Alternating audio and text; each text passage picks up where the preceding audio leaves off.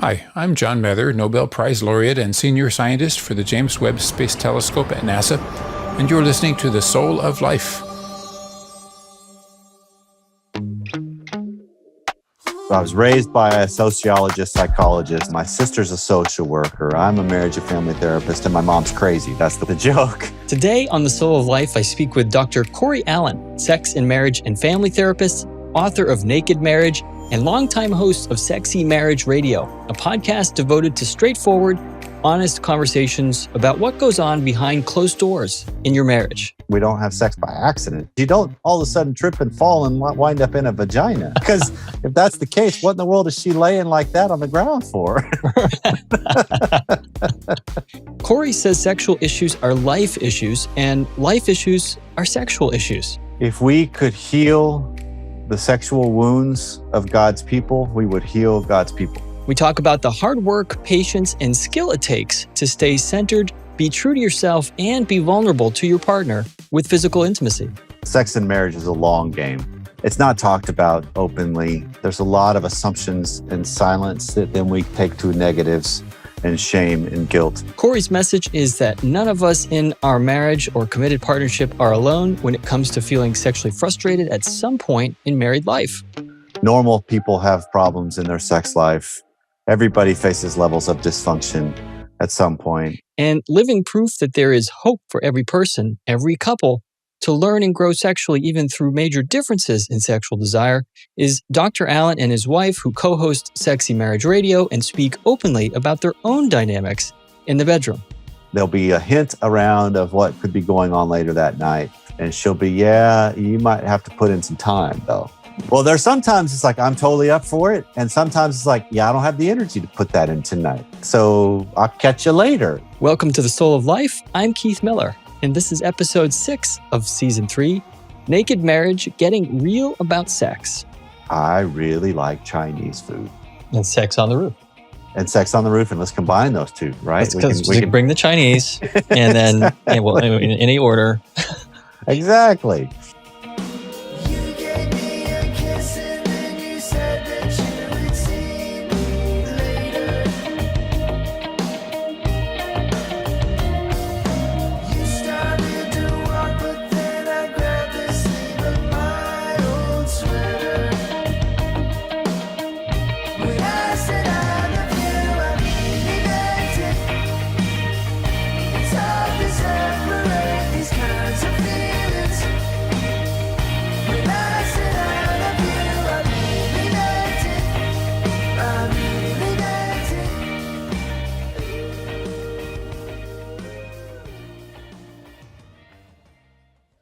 I'm Keith Miller, and my podcast, The Soul of Life, is here to help you remember who you really are. I'll bring together people who have gotten off their treadmills. I'll have conversations with athletes, musicians, doctors, scientists, healers, and entrepreneurs to discuss the fascinating edges of our knowledge in neurobiology, psychology, and physics. This is The Soul of Life. Have you ever been in a position where you know that you or your family member really needs emotional support or marriage enrichment, but you find out how expensive it is to get access to high-quality, out-of-network professionals? Well, I've created the Soul of Life community just for this. At community.souloflifeshow.com, you can join for free and be part of a network of caring and supportive people having conversations that can bring healing to your soul. It's there that you'll find access to psychoeducational courses to deal with stress, anxiety, and relationship conflict. For example, right now I'm offering a 7-week immersive course for couples called Mindful Marriage that walks people through a mindfulness-based stress reduction curriculum I designed that really gives couples in conflict a map towards stability, trust, and deeper intimacy. Just go to community.souloflifeshow.com, check out the courses, and join for free to be part of the Soul of Life community of learners and soul seekers.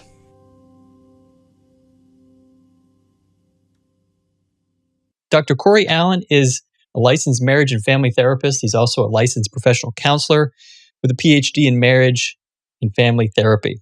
Talking with him today about marriage because he's a guy that runs a show called Sexy Marriage Radio. We talk about intimacy in marriage, also talk about how to keep marriage exciting and vibrant, not just get through it, but actually thrive, maybe enjoy the ride, maybe be passionate. And Corey's the guy to talk about that. Hey, Corey, how are you today? I'm great, man. This will be fun. Yeah.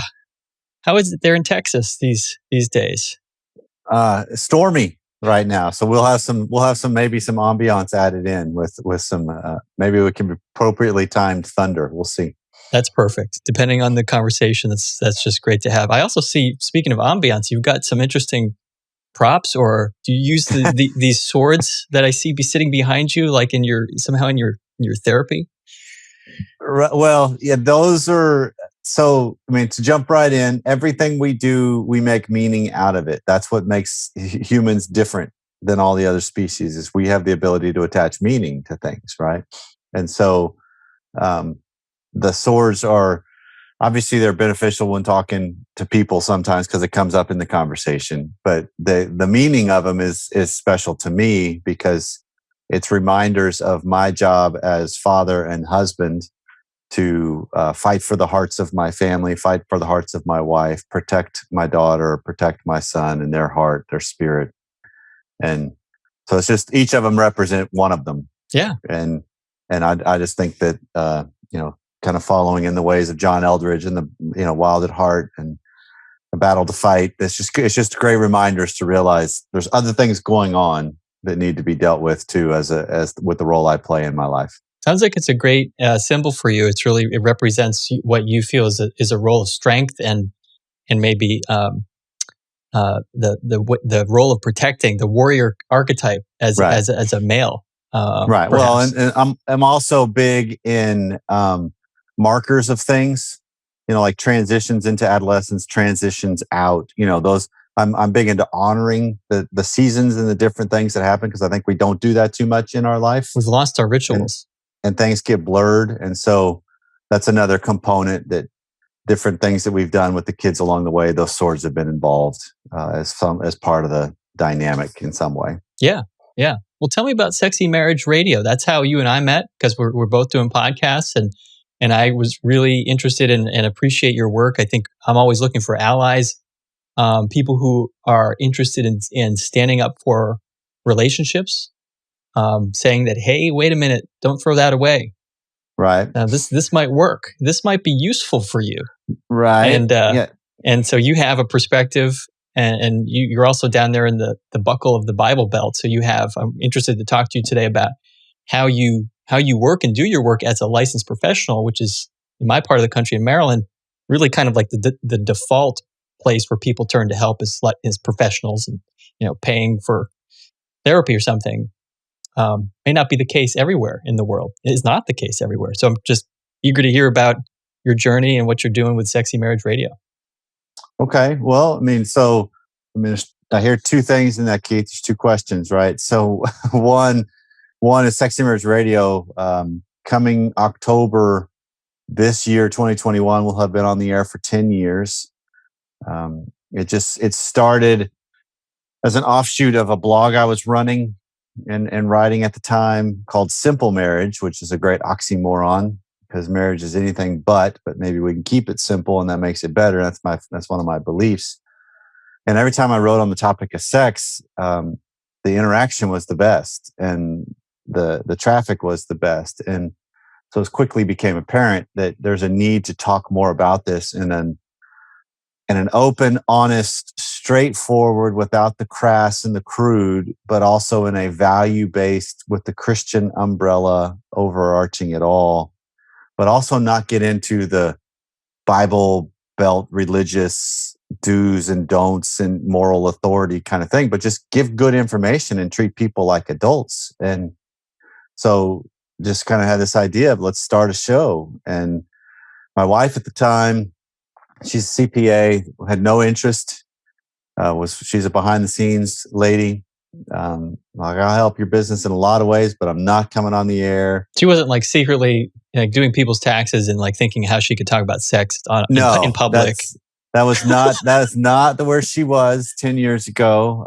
So I had a colleague I'd come across in the blogosphere that she had done this Sexy Marriage Summit, was actually what she called it. And so I just reached out to her, said, hey, you want to do a podcast with me? Let's just see what this is. And I was just learning how to do podcasting at the time. And so we launched it. And it helped that I already had a decent sized blog following. So a lot of them just came over, and then just organically, we just kept producing good content. And she lasted about 2 years.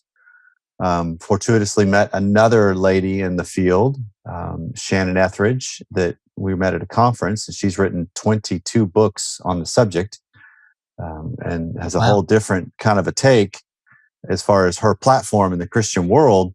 And so that was kind of an easy fit of like, okay, this is the logical next step.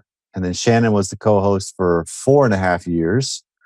And then since then, my wife is my co-host, and then we still bring on guests. And so we kind of keep it all. It's not just our story, because that's beneficial, but that's not the point. People don't want to just hear about you. They want to hear about themselves. Right. Everybody at their core, we care about, how does this help me? I mean, that's so that's what we want to have happen, is we just want to speak to what really does help people, because sex is one of those things, not just in the Bible Belt, but everywhere. It's not talked about openly. There's a lot of assumptions and silence that then we take to negatives and shame and guilt, when that's not really what they are. It's just, it's not talked about. And so how do you help people calm down and realize normal people have problems in their sex life? Everybody faces levels of dysfunction at some point. How do we just be honest about, hey, is it okay to do X?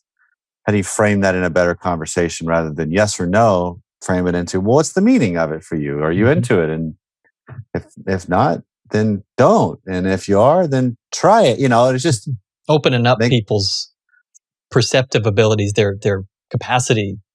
Yeah. Well, I mean, sex is such an intimate thing in a marriage, and that's where we keep the whole conversation. Is we try to keep it marriage focused and marriage centric, because we think that's the sacredness of it. But that's our belief. That's, other people don't have to ascribe to that. It's just our belief. Sure. But it's one of those that, if we can help people frame conversations about these things, rather than go into it with all this angst and, well, they'll never. And because, I mean, you've been married a while too. So how many times do we still have buried in our subconscious somewhere a script of, well, she said no when I proposed that on year 2. So that means never, rather than, that's a different person that I'm with right now, right? My wife was never wanting to be on the show, and now she's on every week, so she's a completely different person in a lot of ways, and has grown in a lot of ways. And so I've got to retest assumptions about her and myself, about who am I? Because there could be things, sexually or otherwise, that I want to try out that I'm like, yeah, I don't know if I really want to anymore. Yeah. Right? I don't know if that means as much as I thought it did. Or I tried it out and it wasn't what I hoped. And it's like, okay, well, let's try something different. Yeah. It's almost like you're saying, if we can unhook from the mentality that things are fixed and things are, especially in our mind, right? This illusion we have that what we think is actually real. Well, that's just an event happening in your brain at that moment, that feeling. Right. And there may be more to it. That sort of opens up the door to connecting to other people, connecting to the people that matter the most. Yep. In a way that matters. But it also helps make sex a lifelong journey and a long game, right? Because that's one of the phrases we've landed on with Sex and Marriage Radio, is the sex and marriage is a long game. So, initiating, instigating, it's, if you can reframe the idea that instigating sex this morning may mean it takes place in 3 days. Right. Fine. That's perfect. Rather than, I instigated it, so it's better starting right now. No, it's a language all the way through as a component of your marriage. So how do you bring that to the surface a little bit more, to have that interwoven and see it as, I make some sort of overture and it'll come to pass at some point, but I got to keep going with it, because we don't have sex by accident. Right. In a marriage, especially when you have kids and when you get older and your body works or doesn't work the way you expect it to, we don't have sex by accident. Well, even as a kid, even as a young married person, in your 20s, when everything typically is a lot faster in their responses, you don't all of a sudden trip and fall and wind up in a vagina. I mean, it just doesn't Because if that's the case, what in the world is she laying like that on the ground for? I think there are people who might see the world that they may somehow see that differently, but I totally get where you're coming from. No, I totally get where you're coming from. I totally agree with Right. you. Yeah. And you're also talking about, sometimes we call this, in our field, and like in psychology and neurobiology, we call it the window of tolerance. If we can keep that window of tolerance physiologically in our body open Right. longer. So you're talking about the long game, being patient with Right. yourself, not shutting down, not getting self-critical, not getting blaming, and look for opportunities. Well, then you're going to find opportunities. Stay hopeful. Yeah, and it's also trying to move the whole thing to get into the realm of let's have sex that's worth wanting, not just sex for sex sake. Just to get it done. Right, because yes, there's a pleasurable component to it. Absolutely. Hopefully for both sides every time, if not most of the time. But it's just there's so much more deeper going on too. And so if we're gonna do this, how do I focus more on the quality, not the quantity Yeah. of it? Like let's get into what I want to share with my spouse. I want it to be worth it for both of us. I want it to be meaningful, and it truly is this escape world that we've created, but it's so much more profound than that. So much more profound. And I think you're right to say we don't talk about it. We think we talk about it. I think even so, for example, I did a show with two Brooklyn psychologists who do a similar thing to you. They started their show to talk about sex, and because they're marriage and family therapists, also they have values and understand the value of boundaries and the value of structure, right, in a relationship. Hmm. And so, we talked about this even in the so-called liberal Brooklyn area, right? So-called liberal culture. There's a lot of eroticism. There's there's a lot of in the media. There's a lot of erotic media. It's not always sexual Hmm. necessarily. It's not always a Hmm. fully embodied sort of thing that can work in a relationship. Like you said, this the difference between fantasy and reality when it comes to relationship. You said that you've written that marriage is more about becoming a better human than it is about the two people being happy. And when you keep things simple, you experience more in marriage and life. It sounds a little bit like what you're saying here about Right. sex. Yeah, and I think it's also just kind of recognizing I'm in this with somebody else, right? That it's not just about me, it's not just about them, it's about what we're creating together and we co-create together. And so it's being able to start to examine the idea of how do I recognize there's dynamics at play in a marriage that I can't change. I got to live with them. I got to tolerate them in a lot of ways, right? That's kind of the work you guys do too, in the Mhm. sense of this is some of the fundamental natural forces of our world. We don't change them, It's about right? accepting. Yeah. so so I've got to figure out how to work within them and see how do I utilize them to make something better, to change the frame of it, the map of it, whatever it might be.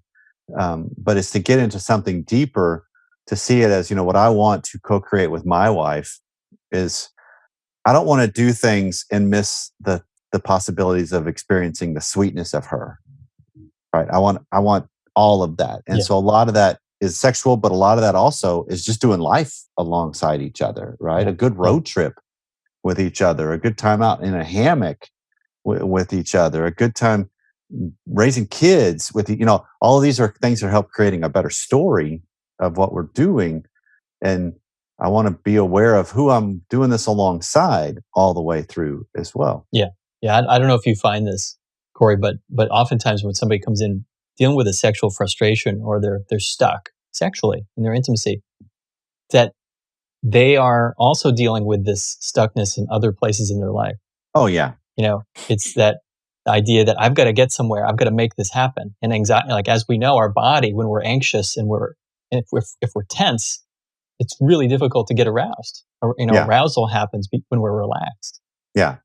And so that often we're dealing with anxiety. I firmly believe that if we treat anxiety, somebody comes in saying they've got an erectile dysfunction or arousal disorder, and they may like it may Yeah. There can be a physical component for could sure. be, but if we treat the anxiety, pretty much most of the time. Yep. It's going to deal with it. Well, that's where, so Gina, the very first co-host I had, she had this phrase that if we could heal the sexual wounds of God's people, we would heal God's people. Yeah. Because it's all interwoven. Sex is life. It's all, and we use the phrase that sex is a language. How you do sex is how you do life, and how you do life is how you'll do sex. That those things are always interchangeable. So how I approach that is not any different than how I approach everything else in my life. It's brilliant, and it's revolutionary at the same time. Mm-hmm. And profound. We chatted a little bit before in a previous conversation about how, counseling, I've lost track of this, being in Maryland, DC, in the Northeast, counseling can be like a religion. I'll admit, I think there really can be like a religion where people put all their faith in turning to professionals, and it can be even like a badge. Like, how many times are you seeing your shrink? But in other parts of the country, you've got two heads. I mean, literally, I've talked to people where it's just like that. Their culture and the church community that they're part of, they may not even be part of a church community anymore, but they were just raised. Right. You just don't talk about stuff outside people. Right. And so how do you navigate that world, right? In a part of the country where people do turn to their pastors, I think, and sort of expected to. That's the go-to. There's a lot of times here in the Midwest and the South where the pastoral role is very important in people's lives, and I'm not going to discount that. I just want to make sure pastors that are out there stay in their lane, because some of the things I think they dabble into, they end up causing more harm. Please take the time now to subscribe to The Soul of Life wherever you're listening. Give it a thumbs up or write a positive review. Right. Their role is the spiritual nature, the spiritual component, the pastoring. And I think that's an important, vital part. Doesn't matter where you live in the world. I think spiritual things exist. Let's deal with them. And that's a great avenue. I try to collaborate with a lot of different pastors and churches here, the ones that do recognize, okay, there's stuff that's beyond my skill set. So here you need to go see somebody else. And I'm on that list. But when you come to just the everyday people or the people in the pews, it's across the board. I mean, here in Texas, the world is smaller with the sense that how many transplants there are. It's not just dyed-in-the-wool Texans anymore.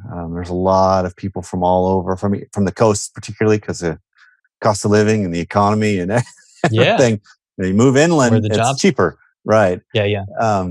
So there's some of that has changed. It's still not across the board as far as the culture of it's really in vogue. But I also have the benefit because of Sexy Marriage Radio. I work with people from all over the world, and so that captures all corners. But I don't know. I mean, you tell me what you think on this too. Let's kind of flip it to a little quick dialogue. Because if you think of the seminal work for our field, with mainly, Freud getting a lot of the credit, and he's got his own view of how, or people have their own view of how you say the name Freud, and they're like, oh, that immediately sends up the radar, or something like, oh, that's that perverted dude, whatever. And then immediately shuts some things down. And some are like, oh yeah, that dude's brilliant, and so it's across the board on that. And I think that's kind of, it's evolved so far beyond that, but it's just kind of, that's the marker that started it. That's what people think is still the marker, maybe. And and as an MFT, marriage and family therapist, the family therapy revolution was a revolution. A lot of people don't even realize that. So after Freud was the so-called cognitive behavior, cognitive and then behavioral, first behavioral, then cognitive, and then, so in other words, the behaviors came in, Skinner, and really kind of putting Freud in its place, saying, look, no, it's actually about human behaviors, and that's where we need to focus. And then people coming in saying, no, wait, actually, it's not about any one person's behavior. That's kind of, that's important, but we cannot take the person out of the family that they've come from, or the family they're in. And so, and then of course now we're in this, beyond family therapy now, beyond just thinking about the family It's about the neurobiology, interpersonal neurobiology, mindfulness, trauma. I mean, you can't go 5 feet in a room of therapists without somebody saying trauma. Yep. For better or worse. Yeah. Sometimes maybe we're over diagnosing trauma. Yeah, I think everything's kind of become specialized, and they're trying to corner their little section of the market, and which industries do that, right? Yeah. I mean, that's just professions. All we find our kind, and we're the right ones. They're the wrong ones, and maybe that's an undercurrent at times. But it's just, I think that a lot of that has helped muddy some of the different areas where it's harder to get in there, because that's the one thing I keep telling people. If you're looking for therapy, if you feel like you need help, ask some friends, because it's likely they actually have talked to somebody, or they know of somebody that's talked to somebody, and that gets you hooked up with somebody. Because I'm assuming the coasts are similar to the schooling I've done and the profession and the meetups I can go to of people in my field. There's still a percentage of the people doing this work that actually need to be on the couch, not in the chair, right? And that's why they're doing it, is because it's, I can focus on other people. And not that that's a bad thing in a long run, but it also is not the healthiest. No, of course. Somebody was joking me the other day. I think it was on the show, but they were saying, this is an old joke, but therapists are the people that need 30 hours of therapy a week for themselves. Yeah. Well, one of my professors in the doc program always talked about that. On the whole, therapists are some of the most poorly developed humans on the planet. It's like, wait, do you know your audience, who you're talking to here? But yeah, there's some truth to it in a sense, because there's things that we need to still be working through, because we get introduced to a lot of things too. It's true. Speaking of swords, it's a double-edged sword, right? So, like, I can speak for myself on this, Corey, that certainly for the first half, at least, of my marriage, I didn't realize that the way that I would approach issues with my wife would be kind of from a place of knowing it all. Yeah. And I didn't quite, realize how that authority of being a therapist and being an expert was serving me and protecting me and keeping me closed off from her and from people. So I think we're all on a journey, but that's been my journey, is realizing. Yeah. And I'm a social worker, so social workers tend to be trained to sort of just show up and see what happens. So that, on the one hand, I think, on the other hand, we may not be trained to know what to do, but we'll at least show up and smile and sort of be warm and human. Right. And but the dogmatism, can get in the way of connecting with people. Absolutely. And I mean, ultimately, if you boil it down, I mean, if you're just talking about our profession, if you boil it down, a lot of times the training, what it needs to do best is help people actually deal with their own stuff better, to recognize the line, to then shift over into, okay, now how can I be of help to other people, where it's not as blurred? Because now I'm helping me while I'm helping you, rather than... You got to use this model on yourself. You got to go into your own therapy. And that raises the bar so much. I got to tell you, Corey, when you do your own work first. Well, how are you going to handle the intensity of really deep into life therapy if you can't handle the intensity in the room? Because how often do we as a therapist get into something that's icky or just flat out evil and cruel, and we start shutting down the anxiety because I'm uncomfortable? Rather than, no, that's a part of this process. I've got to realize that person's walking around with this and has for a long, long time. That's right.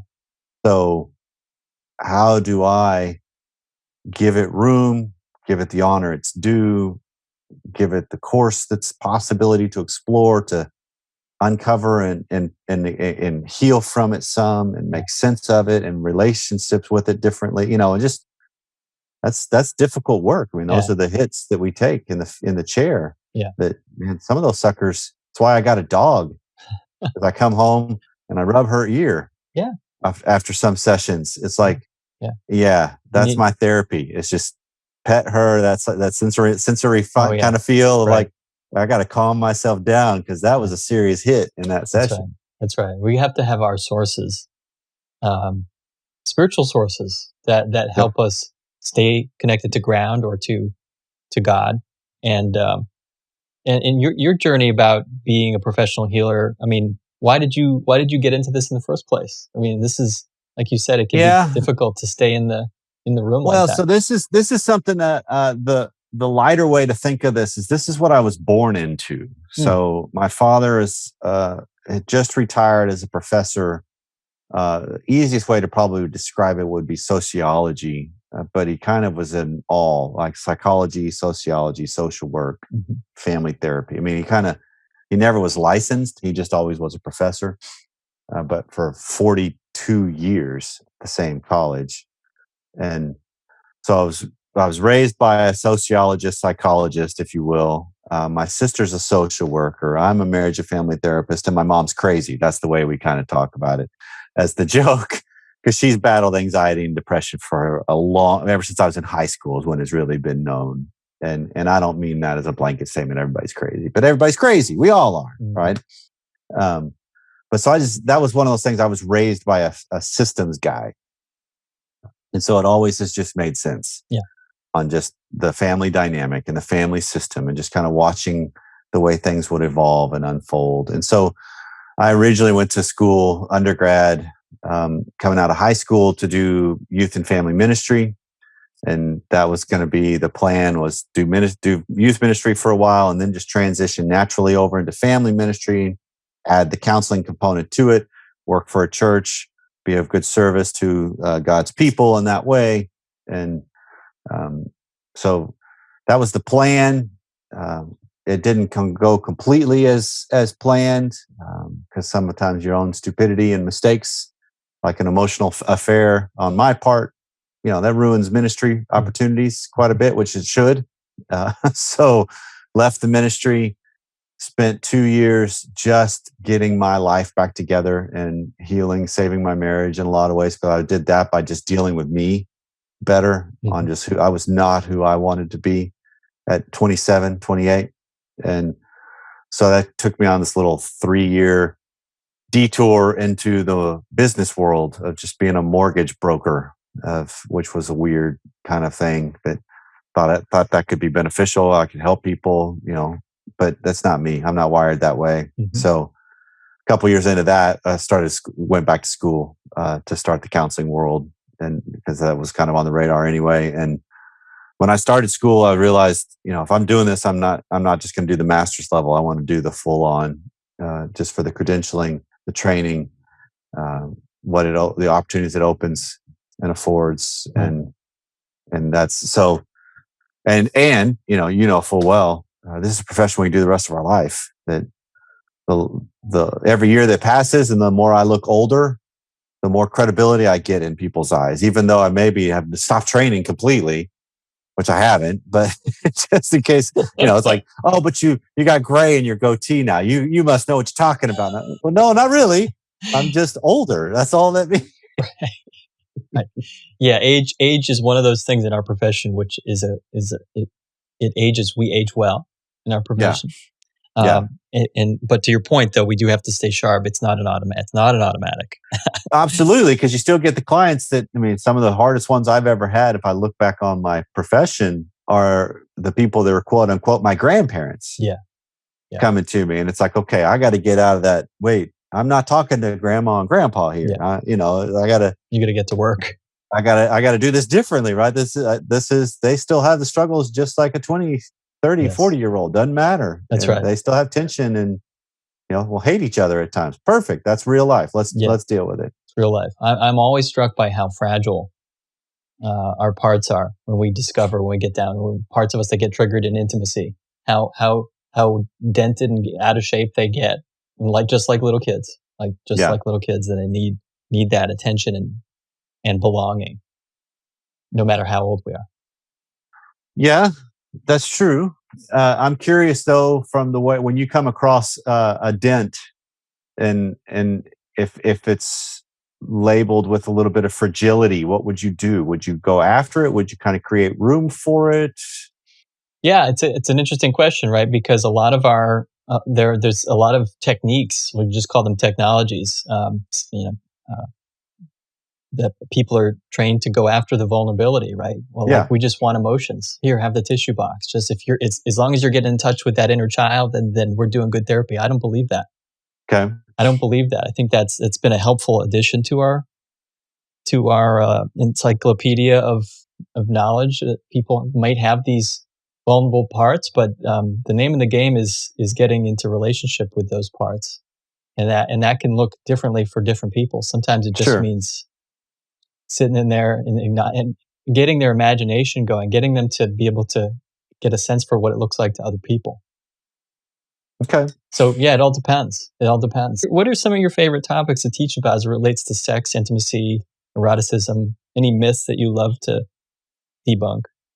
The biggest myth that I keep seeing across the board is all of these various techniques to help your sex life, right? Like as if somebody's cornered that thing. Because if that was actually the case, there would only be one magazine ever sold, right? It would cover it Because all.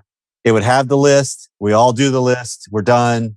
Sold. We don't need any more. But yet, no, there's every week there's more 62 ways to make him curl his toes, 32 ways to make her swoon, all these different things.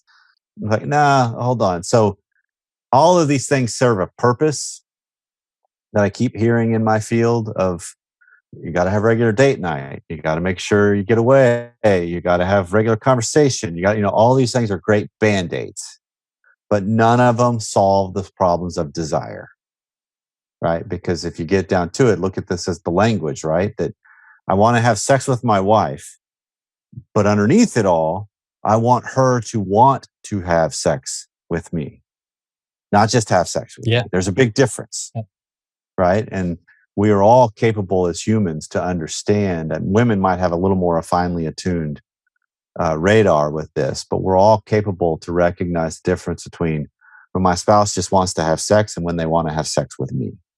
There's a big difference, right? And so that's the stuff I love talking about, teaching on, just helping people see it better to then take the courageous step to call it out more. Because if I'm somebody that has a responsive sexual desire, which a lot of people do, Yep. a lot of women do, and that's been helpful for them to name that. It's okay. I do have actually a sexual desire, but it's responsive. I need to know that you care for me, and then I will respond. Yep. Then the response happens. Well, absolutely. But that's also there's two sides to that dynamic, because typically they're going to be married to somebody that's more spontaneous. There's still a trigger somewhere in there that's responsive, but it takes less on the threshold to get them rolling. And so this conversation my wife and I actually have is like, there'll be a hint around of what could be going on later that night. And because she's responsive, and she'll be, yeah, you might have to put in some time though. Meaning, then what does that do for you? How does that make you feel? Well, there's sometimes it's like, I'm totally up for it. And sometimes it's like, yeah, I don't have the energy to put that in tonight. So I'll catch you later, kind of a thing. It's just, how do we have better conversations to name this dynamic? Because that's the kind of stuff I think helps empower people the best in their life. Yep. Because again, there are times where one of you is a certain way, and then there'll be a time where that shifts. And that's what throws people off too, is when a lower desire partner, that's always been a lower desire, all of a sudden has a moment of higher desire. Most of the time, the higher desire partner is all like, I just would love it if you would initiate. I would just love it if you would just take me by the hand and throw me down and go. And then when they actually do it, it freaks the higher desire out so much they shut it down. Which is a huge wound, quote unquote. It's not, it's a hit to the lower desire that mustered all that it took to get them to that point. They actually try it out. Then they got shot, and now you further ingrain that trench between you. And that's the kind of dynamics I like to help give people a picture of, and start to just see, okay, how are you a better higher desire? How are you a better lower desire? How do you deal with the polarity that goes on here? Because that actual polarity, to quote Esther Perel, is talking about the idea of the erotic exists between you. Being able to play in that realm and hold on to yourself better is what helps create something so much deeper, not just in your sex life, in your whole life. And it really, go back to what you said about the long game, that if you can hold what we call sometimes the big mind, Yep. meta awareness, like this is just one, like you said, this is what's happening today. Yep. As opposed to this is a jury that has convicted me, and Right. I am guilty. And I'm never going to try this again. I'm in jail now. And a lot of us, now I'll be serving time the rest of my life. serving time. On this Now one. this will never change. And a lot of us build those prisons pretty darn easily when it comes to, because shame is one of the biggest bars of those prisons, right? When we start to feel shame. Yeah, and it's so easy how that card gets played by our partner who's not on board. Mm-hmm. Right? They don't want what we want. And I mean, this is so the theorist I trained under was David Schnarch. Mm-hmm. That he was the guy that I would eat up everything he wrote. Passed away this past year?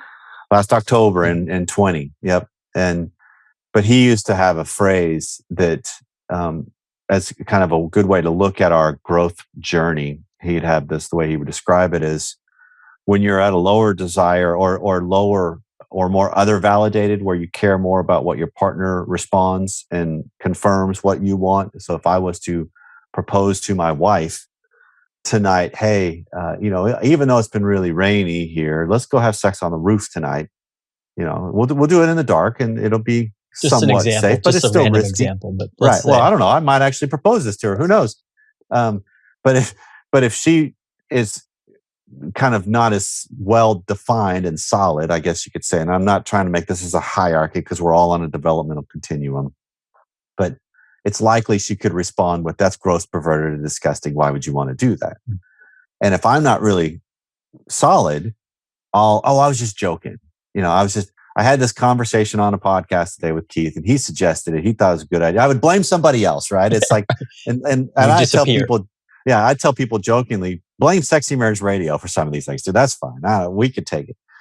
But if I'm more solid and more exposed with what I'm interested in, because some of the stuff we're interested in, it's questionable to say the least. That's the fantasy kind of stuff. Risky, right? It's vulnerable. Right. So if I'm in that scenario, but I'm coming at it with a little more feet under me, I would say the same thing. Like, hey, babe, let's have sex on the roof tonight. She's like, that's gross, perverted, and disgusting. Why would you want to do that? My response is going to be more likely, that's exactly why I want to do it, because it's gross, perverted, and disgusting, and I want to share it with you. Come on, baby. Let's. And she could still say no, but it's just kind of a different way to look at how often do I want to eat Chinese for the 16th day in a row, but I don't want to bring it up because I don't want to be judged. But I really want it, right? Mm-hmm. And so that's a developmental lens to look at what's going on between us, and more importantly, who I am in the midst of what's going on between us, to realize I really like Chinese food, and sex I'm on the okay. Roof. And sex on the roof, and let's combine those two, right? We bring the Chinese, and then in any order. Exactly. And then add another layer to it, because this is what's interesting to me that the past couple of years has become more and more clear. Most of the time, if you're talking about the pressure cooker of marriage when it comes to sex or any other thing that can be volatile, we get into this realm where the higher desire stops asking as much because they don't want the rejection. Yeah. I want assurances, right? Tell me you're going to say yes, and then I'll say no, and then I'll pursue. But we don't get it that way in life. But what they fail to realize is what's already present. The fact that they're not asking is still a rejection. It's a default, pre-assumed belief, right? Yeah. And so it's this whole, okay, so if you can just get people to start seeing, or anybody listening to this start hearing the idea of what matters is not what's missing, what matters is what's present. That's the problem in marriage, is it's not on her radar. I mean, here we are still in tax season in Texas because it got extended. So she's got one more week from the time we're recording this, right? Mm-hmm. So this is the never-ending tax season, the last 2 years. Yeah, right. And so when I call her during the day because I need something, or if I call her and I want to be a little playful, or I bring up something, it's very, very likely sex is nowhere on her radar, right? But I can take that. The older, less defined me would take that as a hit of, how could you not be thinking about this? How could that? It's not important to you. Rather than, yeah, it's not important to her right now. So what? She's at her job. She's doing good work. Who is she when she comes home? That's all I care about. You found a way to metabolize that pain in some way that you can handle it. Well, so where do you see Sexy Marriage Radio community going in the next year? It sounds like you're doing live events. That sounds great. I know I just launched a course. It starts on Tuesday, 7 weeks, mindful marriage course. Takes people through basic stress reduction for couples. Like stress, triggers for couples. Like I call them allergies. We all develop some allergies. How can we desensitize to those allergies? And you're doing some in-person learning. What do you see for the next year? So in the future, we're going to actually start doing the getaways on the road and do them in different parts of the country a couple times a year. It's kind of like a bi-coastal thing. So maybe help open it up to people that couldn't travel to the Midwest as easy. If we stay a little more local, maybe that'll help. We also this year are rolling out 3 courses, hopefully before the end of the year. That's called the Wanting to Be Wanted series, because that's the undercurrent I think everybody is after, is I just want to be wanted. Yeah. And so we're going to unpack that. One course is based on the idea of what do you do when there's been some turmoil and some struggle? How do I rekindle and connect?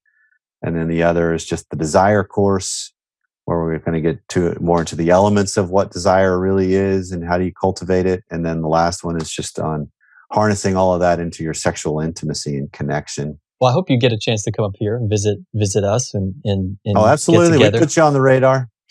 Stop in. My neighbors who are listening to this can make room for the camper for a few days here on our street. I'm sure. That's great, Corey. Yeah, it sounds like we're doing some similar things. Offering, I imagine these courses are affordable. Like sometimes therapy is just not affordable to people. Right.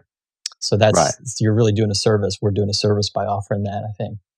This whole community we're trying to create of people that can come find us for a season or come stay, because marriage problems exist. They're not going away. When you get out of one, there will be another one coming at some point. That's right. But how do we deal with them better?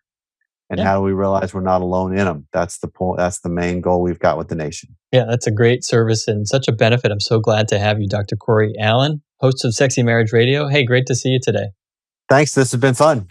Hey, I've started a community for Soul of Life fans interested in talking about episodes or getting more information about some of my teaching on IFS, mindfulness, and relationship growth. Head on over to community.souloflifeshow to get access to this group of really cool people just like you who care about the show and want to talk about episodes or hear more, get access to courses and support each other through life. That's what this is all about. Please leave an iTunes rating for the show and subscribe now wherever you listen to get more soul in your life. I like it and it's not harsh to my eardrum. All right, I will go.